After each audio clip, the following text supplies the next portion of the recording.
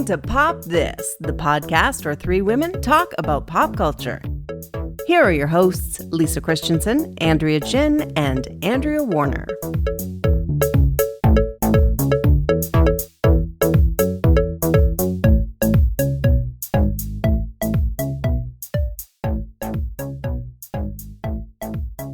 So we are really excited. We have a returning favorite.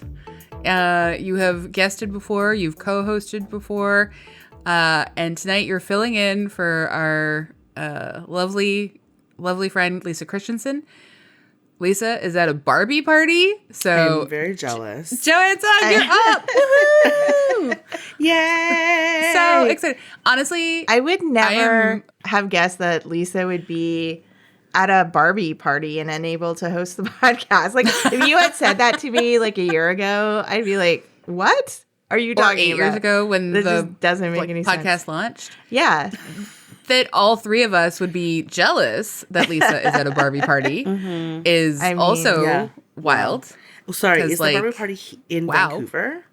No, it's in, did she say Coquitlam? Or like it's a, Coquitlam. it's like a premiere movie night kind of thing. Whoa. She's probably walking the red carpet in like a Barbie Pink carpet. Oh, a pink carpet in a It's gotta pink be. outfit as we speak. Okay, nobody can see, but like I have my nails done for Barbie. They I'm ready. look beautiful. I was going to comment on them. They look so great. Thank you so much. I'm going to see Barbie on Monday night. And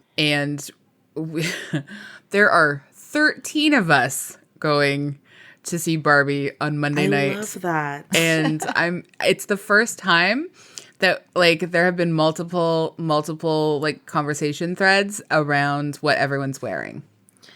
And I'm getting separate texts, like side texts outside of the group. And I'm like, this is exciting to me. I was desperately hoping not to have to see Barbie at all.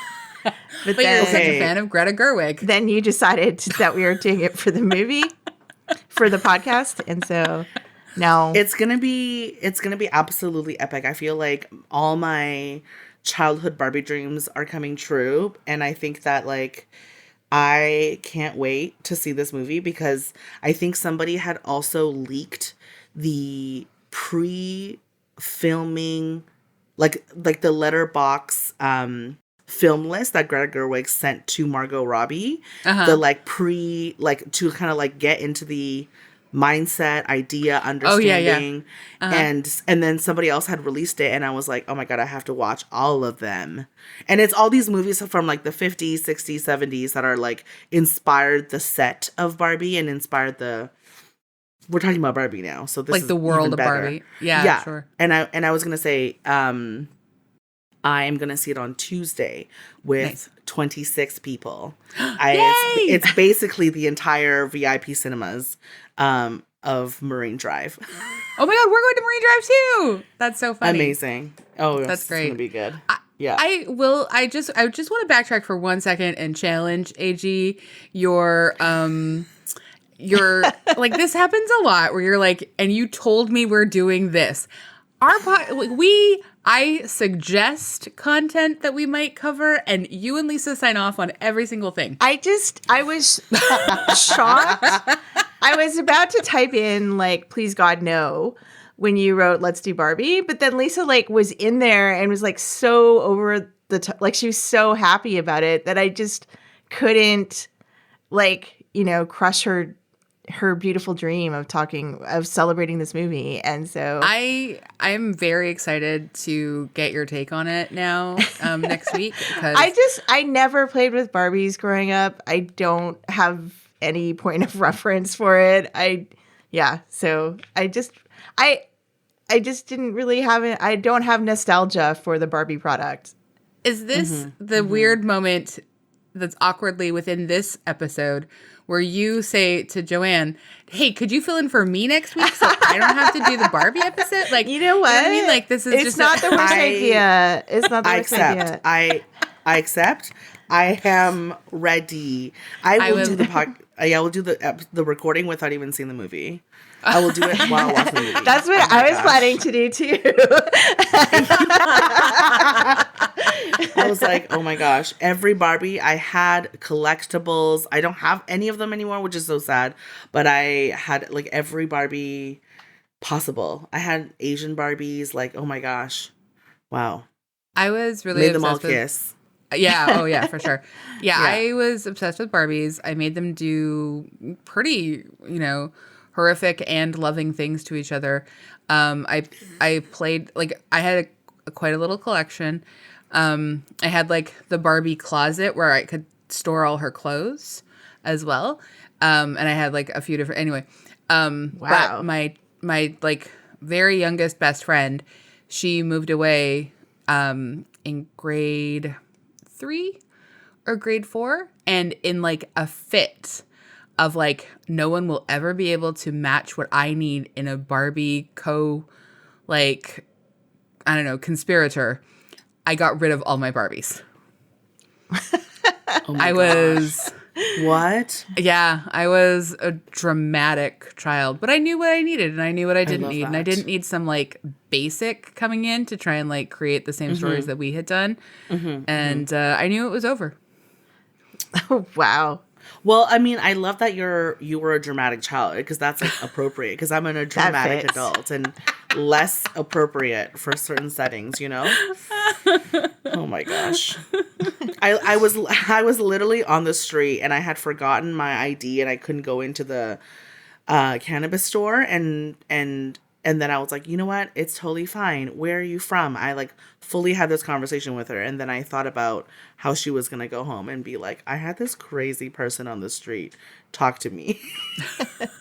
I'm like, it's me. I mean, you didn't bust out a Barbie to be like, she'll validate my ID. Shit, like Yeah. you were, you held it together. Yeah. That's pretty good. I made it through childhood without having any Barbies. And then I have a younger sister who then caught like Barbie fever. And so my mom bought her like all the Barbie stuff. And then because my mom was always like trying to make sure we were both equal, she felt like she had to buy me like one Barbie, even though because my sister had like 5 or 6 and all the accessories and everything. Yeah. And so she just like randomly got me Hawaiian Barbie. And that's the only one I had.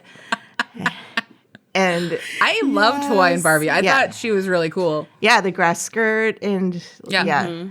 yeah, very good. And but like and by that time I was way too old, and Oh my gosh, I love it. didn't really care. But I sort of, in order to get along with my sister, played a bit with, contributed my Hawaiian Barbie story, I guess, in some way to her cadre of Barbies.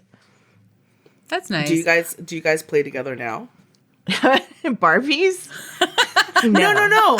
I mean, like, do you guys like hang out and like, Well- did Barbies actually help your relationship? She's got kids now, and so mostly it's like me going over there and helping like tidy up her apartment. Yeah.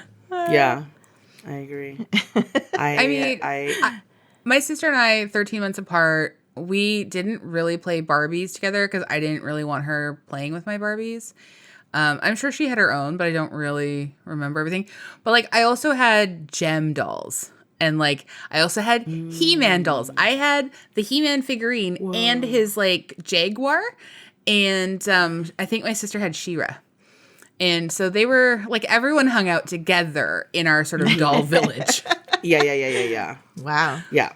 I was not allowed to touch all my brother's Gundams because they were not toys. They were intricate figurines and models, Did you have Cabbage Patch dolls?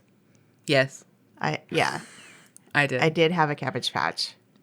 It was always like creepy because like on their bottoms they had like the stitching that was like I was just like, this looks like branding, and I don't think you're allowed to do that to children.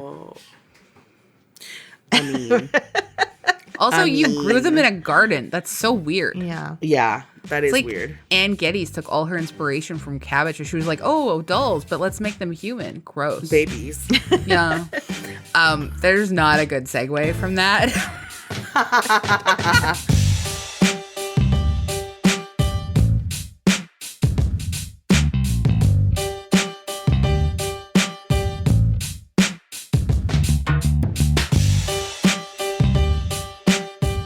All right. I'm Andrea Warner.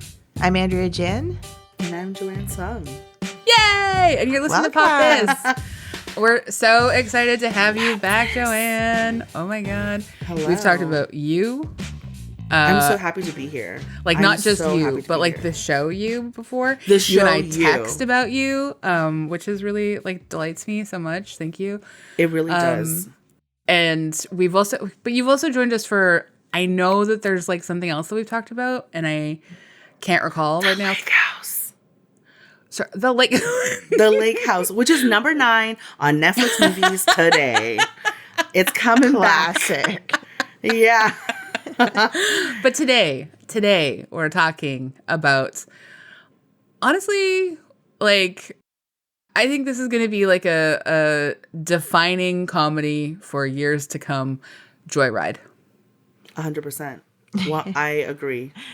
I think it'll be highly influential for sure. Oh my God. It's so Like, raunchy. It's raunchy. I love but saying the word raunchy right now. Me too. Raunchy. Plus, almost every write-up about it is really salivating over the word raunchy, I gotta say.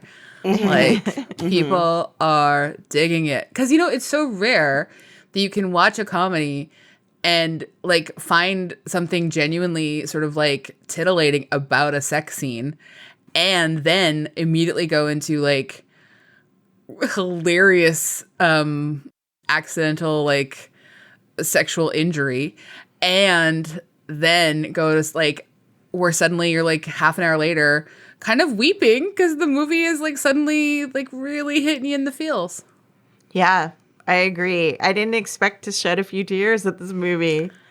I didn't know it was going to happen. Yeah, I definitely also didn't.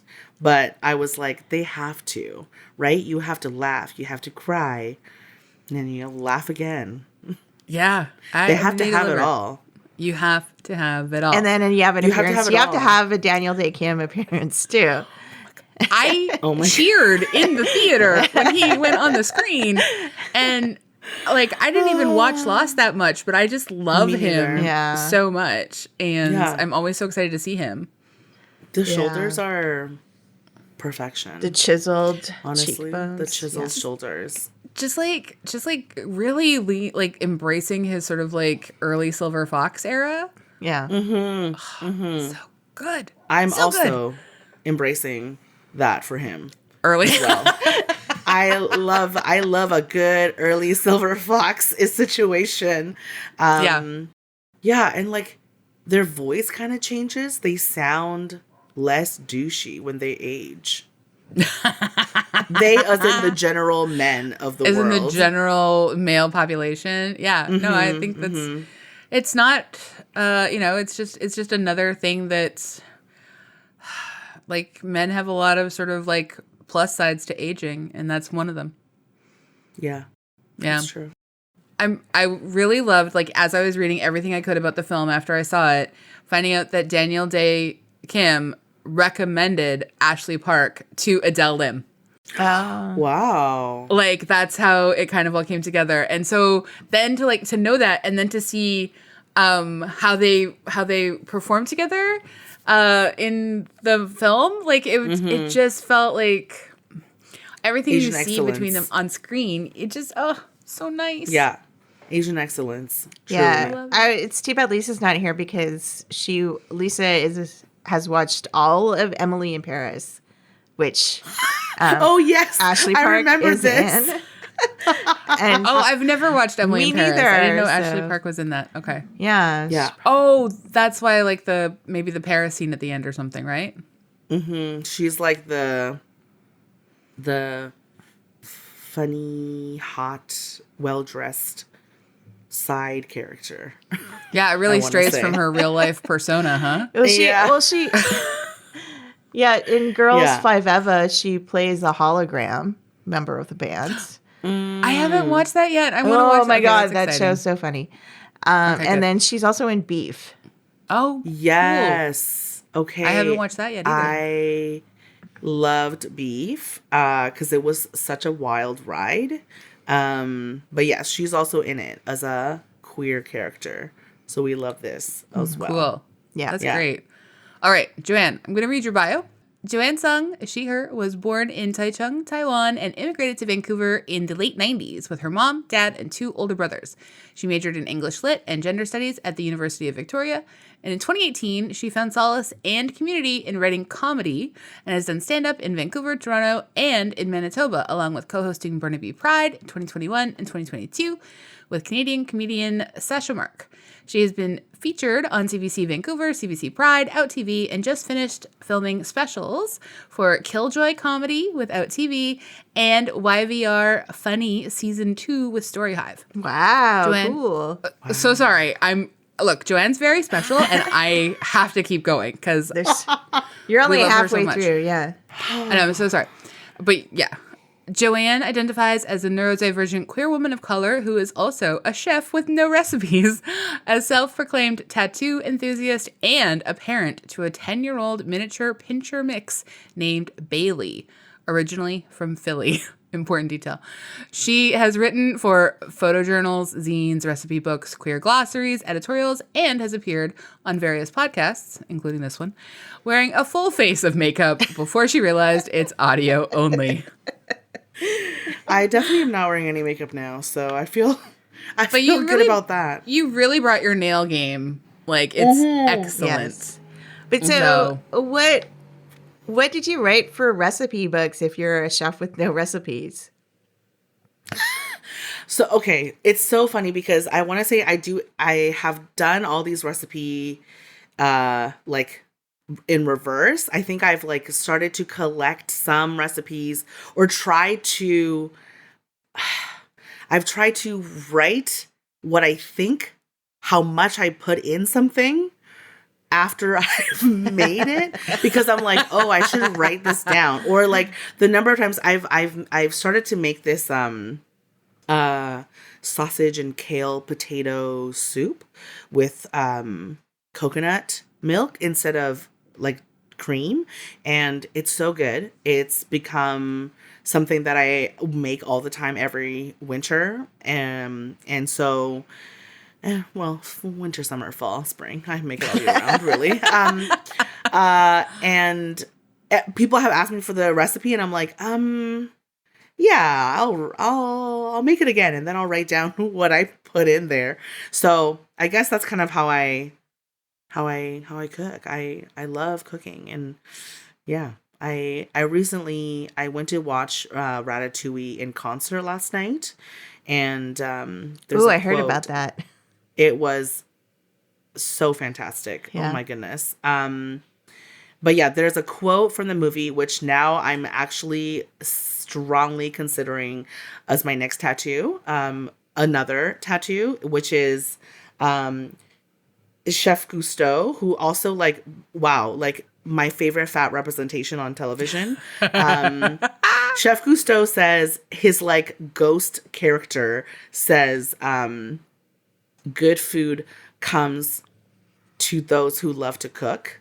And I'm like, okay. That's nice. That's true. I love that. Should I get really that nice. tattooed on me? Yeah. Yeah. Okay, good. But like Two probably votes for somewhere where yes. you can read it, because like you'll need to be inspired by that, right? Yeah, a So chess if you piece. if you just Carla was like, you should do a chess piece. So whenever you are chess out. piece, but like mirror writing. Yeah. Yeah, exactly. In cursive. My gosh. So beautiful. With a little rat with a chef's hat on. Yeah, a little one.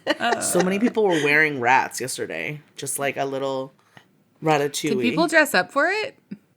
Yes. Wow. They Amazing. did. Because I'm taking a friend of mine to the Jurassic Park Symphony one on Friday night. Oh, yes. And I'm so excited about it, and love the Jurassic Park theme so much. And I used to play first chair clarinet, so I had the solo.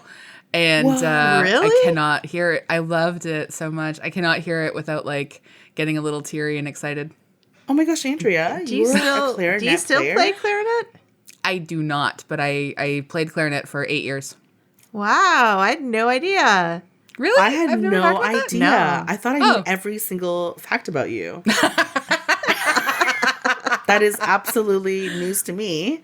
I played clarinet for 8 years. I switched to saxophone temporarily in grade 7 because they wanted something, like they wanted me to see if I could do it, and I wasn't that good at it, so I didn't continue.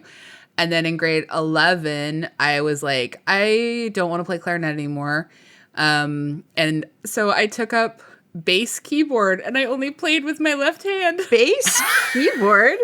Yeah, I would do all the bass lines on a keyboard because I wasn't good on the bass guitar. Like, I tried it, but I was terrible. My fingers were just not working. And so I did all the bass lines on the keyboard, and I did it for choir and band. What? It was so funny. Oh my gosh. Yeah. Was that a role they just made up for you? Yeah, they did. You should, honestly, you guys should have seen one time I revealed that like on stage with like Shawn Michaels, this like really, really brilliant music writer and like author, and this guy from, I don't know, some magazine was interviewing the two of us together, and he already wasn't that impressed by me because he was obsessed with Shawn, which is fine, like whatever. It was 2015. That was the time. Sorry, and, I can't stop laughing. It's fine. And I revealed that I played bass on the keyboard, and you should have, like, the whole room just fell to the floor. Like, it was. Oh my gosh. It was really, honestly, truly hilarious. Wow. Wow. And I look back, it was hilarious. Why do you not write bass keyboardists on your like?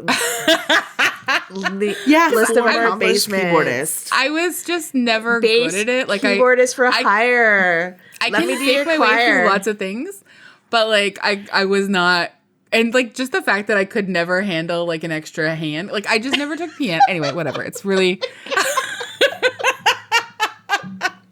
I love this. This clarinet like theme in my life, it's been popping up recently. My friend, who I haven't spoken to in so long because she's in nursing school, she all of a sudden was like, "Oh, I'm gonna bring my new boyfriend to Barbie." And I was like, hello, you have a boyfriend? When did this happen? And she was like, oh, and I'm like, send me his socials. I need to do a little digging. And she's like, oh, he doesn't have social media, but here's his website. And I was like, what is going on? And he's a clarinet player. He's like a professional clarinet player. He has a PhD in clarinet. That's incredible. Wow. Clarinetism? I mean, clarinetist. I don't. He's a clarinetist for sure. Wow, that's incredible. Crazy. God, I'm like, how long did you play for? You must really love clarinet. Throughout grade 6, grade 7, grade 8, grade 9. That's it. It's 4 or 5 years. Okay. And then I did switch to saxophone. Yeah, and everyone makes the attempt. Yeah, and then I was like, sorry, I have to become a cool person now.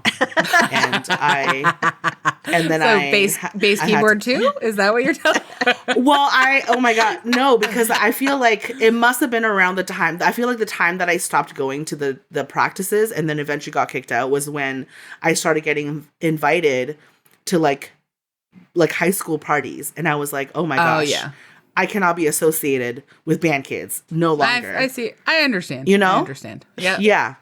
Yeah. Even though I went originally because they were all sexually active. I was like, let me learn. You're you're basically the exact number of years younger than me that American Pie told everyone that band kids do it. Like that's which is incredible. Mm-hmm. Yeah, we had one real perv in our band class, but there were definitely a few sexually active ones. But one was like an older perv, like the kind of guy who's like failed twice and like ends up working as a ref at the ice rink. Anyway. Yeah. Anyway, I need to hire you as a bass keyboardist at my next gathering to entertain Please people. do. Please do. We're real far off track. We haven't even gotten to the synopsis or the background.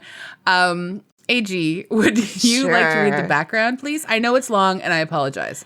Joyride is a 2023 American comedy film directed by Adele Lim in her feature directorial debut and written by Cherry Cheva-Pramadam-Rong and Teresa Shao, from a story by Lim, Cheva-Pramadam-Rong, and Shao. The film stars Ashley Park, Sherry Cola, Stephanie Hsu, and Sabrina Wu. Joyride had its premiere at South by Southwest on March 17th, 2023, and was released in the United States on July 7th by Lionsgate Films. The film received positive reviews from critics who praised the lead performances, humor, and heart. And an asterisk here, was produced by Point Grey Productions. Sure was. Yeah. So that's kind of cool. The three creatives sent Point Grey their script, I believe, and Point Grey had signed a deal with Lionsgate, like a first look deal or whatever, and apparently were extremely supportive, like start to finish, like really championed this script. That's so cool. Yeah. I know, I love And it. did you see the airport film was all in YVR? Oh, sure did. Yeah. Like, I've definitely been in that hallway several times.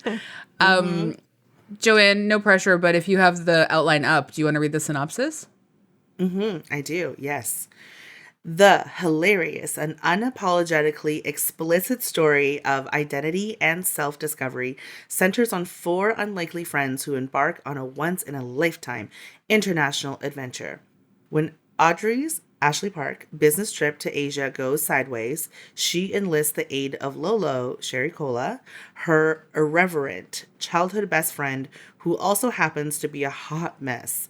Kat, Stephanie Sue, her college friend turned Chinese soap star, and Deadeye, Sabrina Wu, Lolo's eccentric cousin. Their no-holds-barred epic experience becomes a journey of bonding, friendship, belonging, and wild debauchery that reveals the universal truth of what it means to know and love who you are. And that is from Rotten Tomatoes. Thank you so much. I mean, I don't want to go first, but I will say I did love this film. How do you two feel about it? I thought it was great. I had a good time. Yeah. But I'm just laughing because it was like, so it's pretty predictable that A-dubs, you would love this film.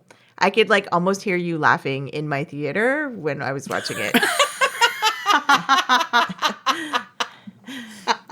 Yeah. Yep. I mean, I loved it. I also hated it. And like, okay, sorry, hate is a strong word. I will not use that word. There were some like cringe moments, and I think only because we live in Vancouver. That's it. Otherwise, like the story, what they're trying to do, the commentary on identity, like I get it. I'm crying. I love it so much. The only thing I want to make note about the filming in Vancouver is that they're in YVR and they're like, let's go. Let's do this trip. Then they land in Beijing and they're like, whoa, Beijing. And I'm like, no, it's still YVR. Sure is. With like so many Chinese looking background actors. And they're like, whoa, that's crazy. We're in YVR. And then I guess like all the different like filming locations that, you know, that you can recognize like from as a person who lives in Vancouver was very funny because I'm like, I love that they're trying to pass this off as Asia. And when they get lost in the middle of nowhere. Yeah. That was probably like Mission or something. Yeah. And they're like, oh my God, China is so beautiful. And I'm like, what? That's Squamish. And yes, Squamish is gorgeous. They should come here. So, yeah. But yeah. Wow. Yeah, I had that strong feeling too when they were like out in the field. I'm like, that's just off the highway somewhere. Yeah. Yeah, I loved it because also I went to the special screening that I got invited to. You had a joyride party. I had a joyride party and I was on this ride and I was ready for it. I didn't realize it was going to be this whole like event that ended up at the Dr. Sun Yat-sen Gardens afterwards with free bubble tea. Love that. Ooh. Thank you, Cool Tea. And then like all these people who were part of the movie were there, and I was like overhearing all these conversations, and I was like, oh wow, like it is very cool to hear from the people that were in it. I can't remember the handle of the person's name, but the online friend who, oh my gosh, I will find it. The online friend who like shows up and is like, at the airport. I got you at the, yeah. So he was there, and so was the choreographer for the K-pop dance. And that was so funny to hear kind of like how they practiced for it and all the funny moments on set. Like that was really fun to see and to experience. But I do wish that Sabrina was there because I have a huge crush on them and wish I could just tell them in person, hello, you are so wonderful and beautiful and perfect. Mm-hmm. Sabrina is so great. Yeah. I was so delighted. So delighted with just like Deadeye as a character and their performance as Deadeye and like how much heart it has and like the vulnerability of just like you have like all these online friends that you like kind of believe are your real friends and like then the tension of like are they or are they not, and then I just like we're gonna spoil everything by the way, so if you haven't seen this film, sorry, but like just sorry, when they show up and like they just like validate their, I don't know, just like that, like their sense of like you can build community in so many different ways in like sort of real space and digital space, and that's totally all of it is valid, you know, like it was just I loved that. I loved it so much. Yeah, I like, and I also love that this person, this character, which was like very, very well depicted by Sabrina, that they are this like complex person, that they're not, that they're like, that their non-binary identity isn't this like forefront center. It's not made fun of or othered in any way. It's just kind of like honored. And you know, yeah, it sounds like the cast had had a really good time playing these characters that they were given, because they also had like so many parallels in them too, or like can kind of draw from real life stories or experiences in their own community to play these people. And so I like love that. Yeah. I think that comes through really beautifully. Yeah. And also, I'm sorry, like some of the moments that are my favorite from Deadeye. Like if I watched the trailer over and over again when it first came out, number one. And number two, like, of course, I love Stephanie Sue, but I think that I already, like, as a stand-up, like, I knew Sabrina Wu from, like, JFL and, you know, that kind of space. And so when I saw that they were in it, it made me really excited. And their character, when they become the K-pop group, oh my gosh. Lisa, the moment where they're like Lisa 2, oh my God. Lisa 2. Me and Carla lost our minds. We laughed out loud so much, spilled popcorn. Oh my gosh. Like that's so true. It's like, that's such K-pop culture. Yeah. To have the same name. I know. It was so fun. Lisa 2 made me laugh so hard. I mean, I also like, I mean, like obviously like AG, you know, you're right. This is very much a movie that almost feels like made for me in some ways. Just thematically, I love really well done, like debauchery and sex jokes and like just like fun sort of like body comedy that's like sort of a little bit mixed with like body horror. And I think like but I maybe the moment that like made me laugh so hard was that they had all had very specific nights in the hotel with the basketball team.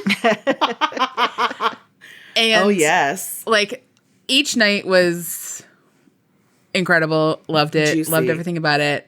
Yeah, like every single night was just like, just incredible. And then it was the next morning though, when they're just like all four sitting around this little table, just like primly having coffee and like and then Audrey pops like just a pure sugar cube into her mouth. Like all of them have relaxed to the point where like this is where they have finally seen themselves, really like accepted themselves. Oh, yes. And are like moving into the next stage of the film. I laughed so hard just seeing them sit at the table in this like purely just really relaxed state. They mangled a basketball team. And I completely destroyed that. I forgot about that. I was like, I forgot that they were a basketball team for a moment. And when the coach was like, you destroyed my team, I was like, oh my God, physically, mentally, emotionally, sexually. Yeah. There is some exquisite casting of very attractive people in this film. In many different ways. And I really love an invitation to, you know, sort of flip the gaze and subvert the gaze, you know? Like I think the film could have had like significantly more queer content, and we know apparently we've found out that it did have like a slightly more queer content that like kind of was axed in service of allegedly the pacing. Which part was that? So apparently, according to Stephanie in an interview, Stephanie said that a queer subplot was edited like out or down from the movie. So basically like when Sherry and Stephanie are slapping each other in the club, apparently it goes on for longer and it becomes someone described sexual. Someone described it as viciously sapphic. I love that. That's my relationship, is viciously sapphic. That's how I would describe my relationship. Oh my gosh. So apparently, apparently it got edited down, and so it's like not really there. Apparently, Sherry was mad, like really mad that it was taken out, according to Stephanie. And Adele has already addressed it and said that I talk about these women as if they're my friends. I'm so sorry. Adele has already be friends with us. I know, that would be so cool. Adele has said that the extended cut will be in the DVD release, so like with deleted scenes and stuff, and that there is possibilities of if there's like a sequel, which obviously I hope there is. I hope so too. That they will like pick up this queer subplot in the next one, because apparently Stephanie and Sherry's chemistry is like off the charts, especially when they're slapping each other. Well, and also because they're like ex-friends, kind of like shared best friend. Yeah. And then like angry at each other, working together. That's just viciously sapphic. It just like perfect. It doesn't any sort of like subplot of like a triad of like one person is like the best friend of two people who don't like each other or who are so different, you know? Like when and then also like I think all the extremely difficult Chinese translations that they have used, I'm like, it makes a lot of sense when they say it, but it's also so comical, I think, to people who are like who speak Mandarin, because I'm like, that's not how you would say it. That's not the word for dick. But you know, like, but when she does it, like, word for dick. Please, AG, make that the title of this episode, if you don't mind. That's not the word for dick. But like, you know, I get it. I get what she's saying. You know, like it makes sense. And then the ode to these like giant sexual art pieces are my absolute favorite, because I'm like, it's so out there, but I'm like, this belongs in the Museum of Sex in New York. Like it does. Completely agree. The cat with the tongue out. Oh my gosh. I'm like, I would buy that. I would buy that, please. They must have a merch store, right? Like, you must when be is able the to get set sale? I mean, A24 has a legendary like merch store, like the stuff they put out for all their movies is amazing. So I haven't specifically looked for Joyride stuff, but like for Everything Everywhere All at Once, they had like googly eyes and stuff. So And they had the hot dog gloves, and right? hot dog fingers, yeah. Yeah. But I was gonna say we're talking a lot about sort of like, you know, the laugh out loud parts of the movie, but I was so like kind of stunned when they hit you with like all kinds of emotions in this film, where like there are the parts where you know, tear up and like, you know, when she's dealing with finding out that her birth mom had passed away. But there's also those moments where like you don't know whether to laugh or cry at, like when she finds out that she's Korean and not Chinese, because that's like such an outrageous moment. And, you know, like it's obviously very, you know, devastating to find something out like that if you think that you're like, you know, one thing and you find out you're something else, but like also very funny. And it's like they play those like kind of in between moments so well, I think. Yeah, Absolutely. no, I totally agree.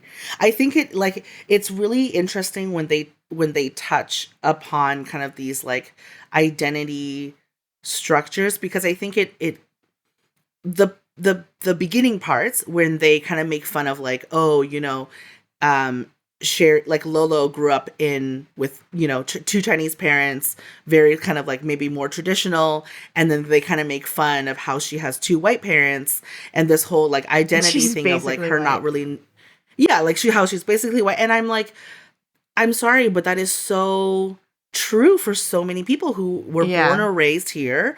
And for my like personal experience, I'm like, yeah, like I wanted so hard to be white, but then, you know, discovered this heritage that I should also cherish and learn about and know about, but I didn't know it a lot. And then I think when I did, I also had another moment where I feel like I was going into a place where I was like, oh, if you're Chinese, you should speak Chinese. You should know all the, you know, all your cultural understandings and heritage and have a relationship to it. And that's just also not the right way to kind of go about this too, because I think, you know, like a lot of people were prevented or like stripped from having these parts to themselves too. Like I think lots of people don't speak Chinese because their parents were born here and were told not to speak Chinese or were told not to speak Korean. Like there's so many of these stories. And I think that that's the kind of parallels that I find where of like, you're supposed to be more or less this. And then I think Cherry and Adele talk about this kind of like split identity of like, oh, you know, Asian Americans who grew up in Asia and then immigrated here to America, or they were born in America and then still have this identity of like not really belonging. And then when they talk about her finding out that she's Korean, I think that's so interesting because it does touch like a little tiny bit about this like political side of, a lot of people who come out of North Korea or, you know, they'll go to China to like give birth, have their babies and all this kind of stuff. Like there's all these stories that you don't really hear of over the news. It was so interesting to hear, you know, that point where Deadeye tells her family to stop being racist, that scene. Yeah. Because that is so true. Like every Asian family knows that. Like your Asian family can be extremely racist to other Asians. Oh my gosh. That's every Asian family. And that's every Asian family. And it's like based on history, like what your grandparents have been through, you know, like it's all this stuff. And it's like, it was, I found that like this idea, like, you know, how they talked about there's like, you can tell that there's different types of like people who are from China or Chinese people who grew up in North America. Like you can immediately tell by looking at somebody.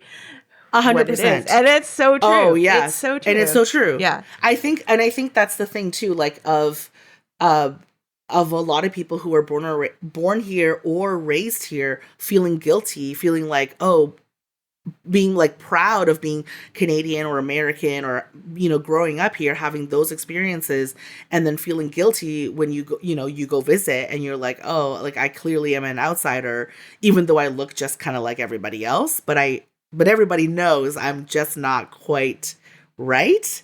And the same thing of like, you know, when Ashley Park is drinking with Ronnie Chang in the club, and she's trying to like keep up, and she's like, I know this is like a Chinese thing, they got to keep up, and then otherwise they can't make the deals.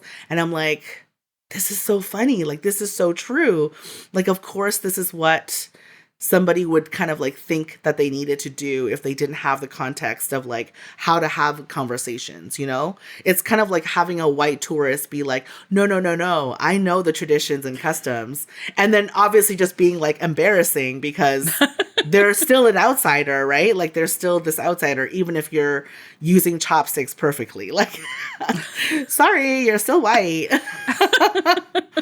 Yeah. Like a lot of people have been talking about the tattoo reveal. It like I loved it, but I was not that surprised. Like I figured it was gonna be something special, but I guess literally the devil maybe the was devil, shocking to people. The devil labia. Yeah, devil labia is a incredibly niche music genre, I think, as well. I wonder. Okay, I wonder if I can quote this. Yes.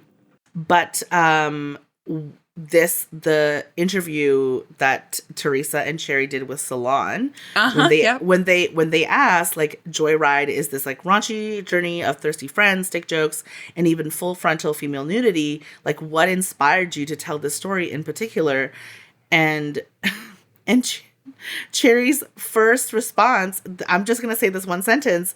She's like, we're disgusting. So it's just what came out of our brains. And like, I love that. That's so inspirational. Me too. I think for so many people, I think this kind of like, well, obviously, you know, the Asian woman who is not quiet, petite, you know, obedient, and has, you know, the how the female sexuality of Asian women are depicted, it's kind of like quite the opposite. And I'm like, yeah, representation for tatted private parts.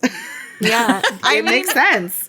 It's huge, it makes right? sense. Like when you know, if you think back to Crazy Rich Asians, it's just like, you know, that was sort of celebrated as this like huge step for Asians in cinema. Like it was like, but like things have come such a long way from there that like now these filmmakers just feel free to be their authentic selves, or, you know, at their, you know, do their grossest, most disgusting jokes. And it's just like the freedom of that is incredible. Yeah. Wow.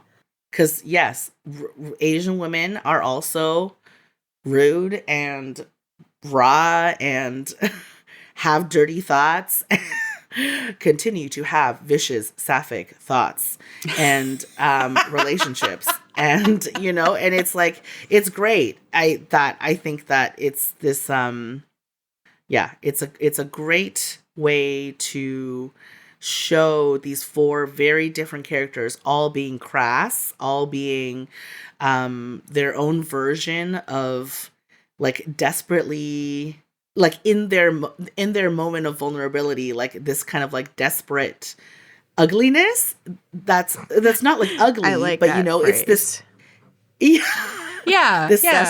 that they're all they're able to kind of be ugly in their own way. And I think that kind of shows up in that scene where Ashley Park is trying to be like, oh my God, a white girl. We love a white girl. And she turns out to be a horrible person. Worst. The absolute worst. Yeah, like a manifestation of that devil labia in a white woman form, for sure. Yes, yeah. And I guess that was the scene that I was like, oh my gosh, of course, it's going to be this person who's a drug dealer and is going to like sell them out and, you know. And I'm like, yeah, please make her the exact opposite of what a nice white lady is, because what are white people doing in China? Get out. Leave. Now that's the title of the episode. Yeah. What are white people doing in China? You should leave. So. Well, I think I know how we're all going to answer this, but propriety dictates that I must ask the question. Does Joyride pop? It does. It does. Yeah. It does.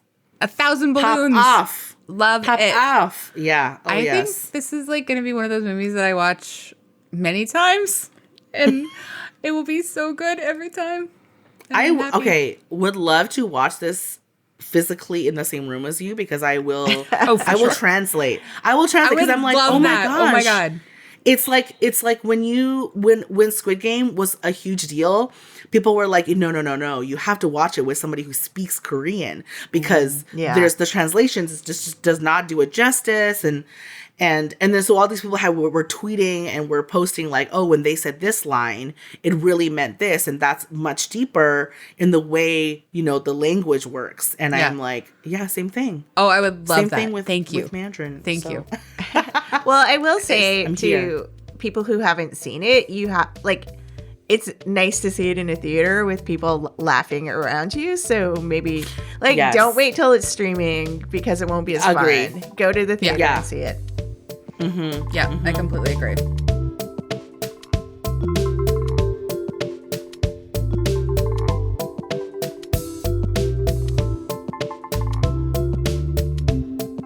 We also love to leave our episodes on something we recommend.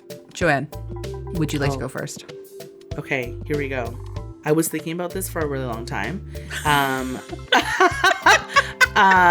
have. Because I was like, oh my God, what am I going to say to this beautiful episode? Okay, so I recently, there's two things. I recently started watching Beef, and I finished it. Like, it took me a long time to finish it, but I finished it and I loved it. Obviously, shout out to Ali Wong and Stephen Yeun. I had taken a long time because there was all this drama around it, but I was like, you know what? No, I'm going to watch it. Yep. It's so good. It's so funny. It's so well made. Of course, yeah. It's so well made. Ashley Park is in it. The art direction, the music is also very good. Of course, the storyline of this Asian Korean family is also very good. Like, wow. I loved it. I've also been watching for the first time Broad City. Obviously, I'm very late to the game, but perfect 2-4 for this episode. My God. It is Broad City. Wow. These micro moments that are so funny. It gives me confidence that I can also write a show that is just these little tiny moments of two friends who never learn their lesson. Absolutely. Absolutely. Yeah. It's me. It's me. You could do that for sure. I know. Yeah. Hi. Yeah. Hi. I truly am the problem. My God. Those are great recommendations. Thank you so much. AG, what about you? Okay, so my recommendation is not at all in keeping with this episode. It's probably like the opposite. But I put a tab on it, and I brought it because a few weeks ago, A-Dubs, you were mentioning you're looking for a cozy murder. And I found one, but it's on BritBox. So I don't know if people can watch that, but it's called Rosemary and Thyme. And I've already watched it all with Grandma. Don't worry. Okay. Well, anyway, it's about gardeners who also solve mysteries. Yes. Whoa. Yeah. I love a good mystery. It's old. It only lasted, 3 seasons? 3 seasons, yeah. Yeah. Oh, yeah. We went through that. It was. But they tie all of the forensics back to horticulture. It's truly, so honestly, nerdy and cute. It's so nerdy and cute. Yeah. And it's these two older women, one who has recently been left by her husband, and another who just has never settled down with a man, even though she's had many partners. It's great. Yeah. Truly, it's a relaxing watch. And I'm truly enjoying it. So, yeah. Yeah. I love that. Yeah. BritBox. Yeah. I am going to recommend a I'm going to recommend a record. It's on the Polaris Music Prize recently revealed its shortlist.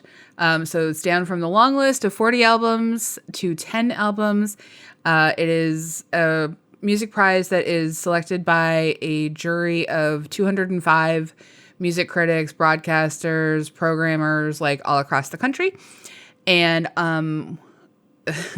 this is I'm pretty sure I can say this, but like this is my only record from my ballot that like my shortlist ballot that made it onto the shortlist prize. Normally I'm like 3 for 5, 4 for 5 or whatever of like the 10 records. This time only one. And I still love a lot of the records on the shortlist.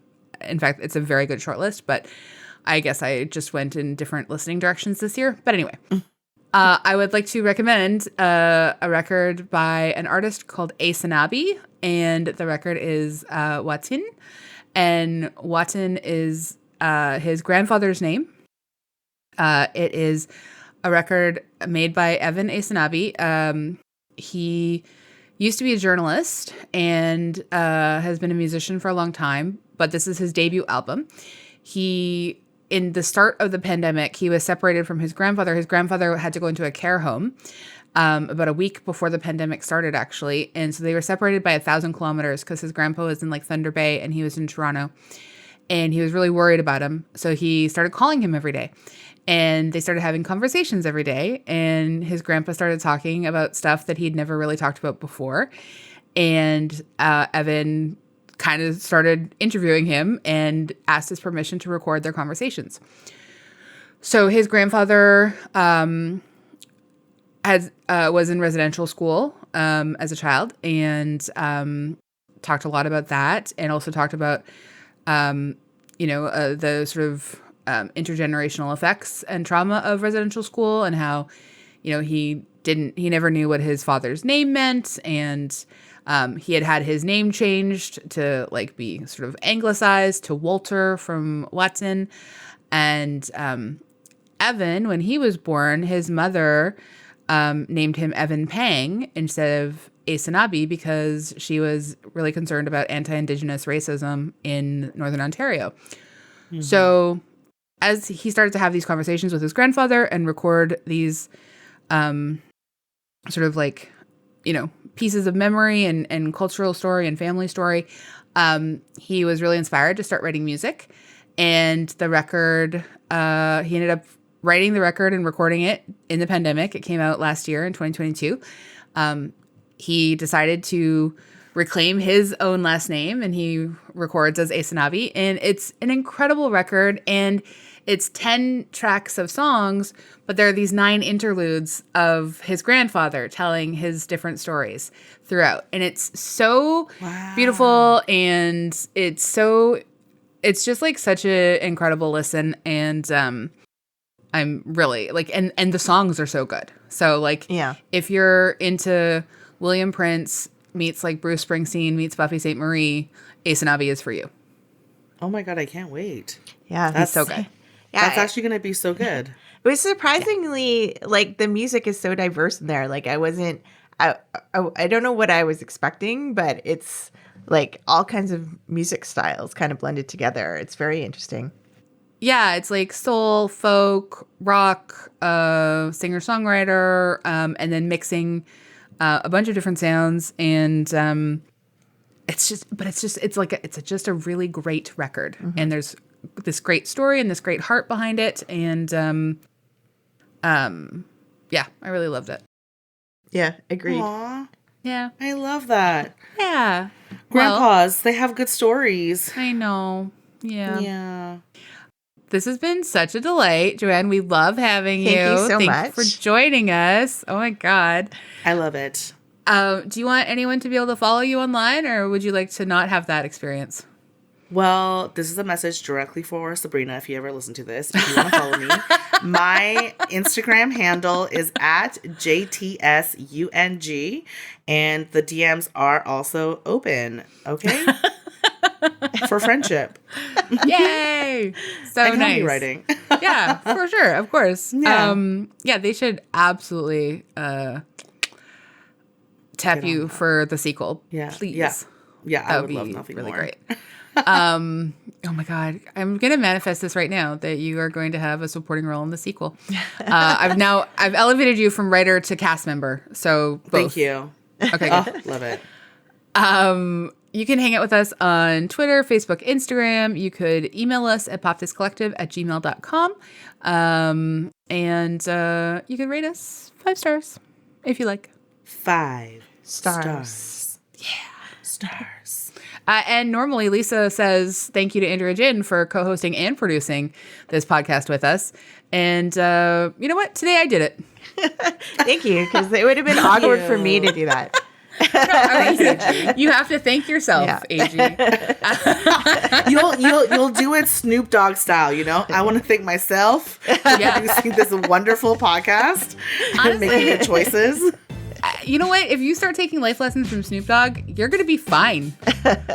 Like, that is a good person to roll with and take some life lessons from. Mm-hmm. Yeah, agreed. Yeah. Okay. Thank you for having me. Thank you so much. It was so great. We love you. Thank you. Bye. Bye.